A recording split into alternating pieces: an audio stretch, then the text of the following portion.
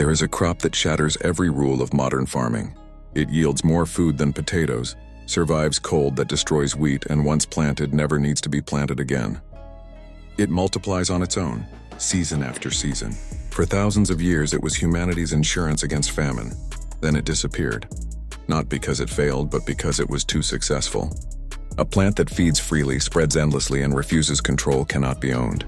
And what cannot be owned cannot be sold. This is the story of a perennial that outlived empires, survived world wars, and still waits beneath the soil. Welcome to What Nature Hid. If these forgotten truths matter to you, subscribe, hit the bell, and help preserve what history buried. Our story begins along the eastern shores of North America in 1605. French explorer Samuel de Champlain is welcomed by the Algonquin people with a feast. Among the food is a strange knotted root they call kaishucpenauk, the sun root. Champlain tastes it and writes that it rivals Europe's finest vegetables. He fills his ship with the tubers and sails home. Europe would later misname it the Jerusalem artichoke, though it is neither from Jerusalem nor an artichoke.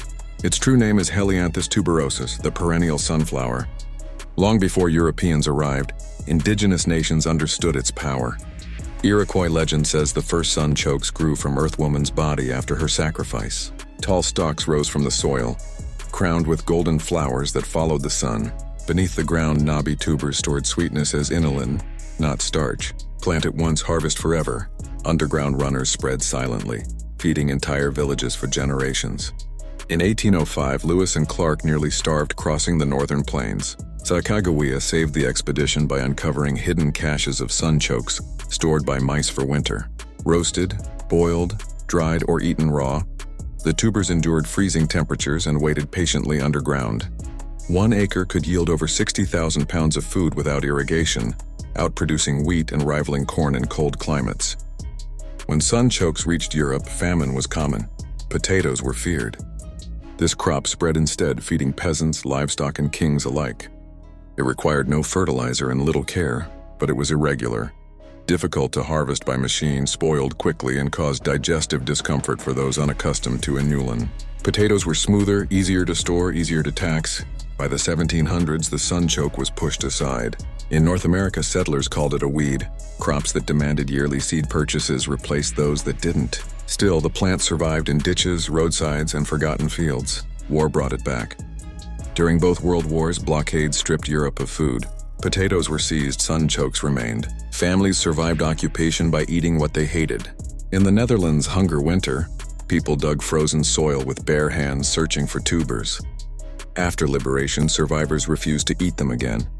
The crop that saved millions became a symbol of suffering and vanished from memory. But biology does not care about memory. Sunchokes are rich in potassium, iron, magnesium, and B vitamins. Their inulin feeds beneficial gut bacteria, stabilizes blood sugar, and supports immune health. They heal soil, prevent erosion, tolerate drought, and survive extreme cold. Where industrial crops fail, they thrive. So why don't we grow them everywhere? Because industrial agriculture demands control. Uniform harvests, long storage.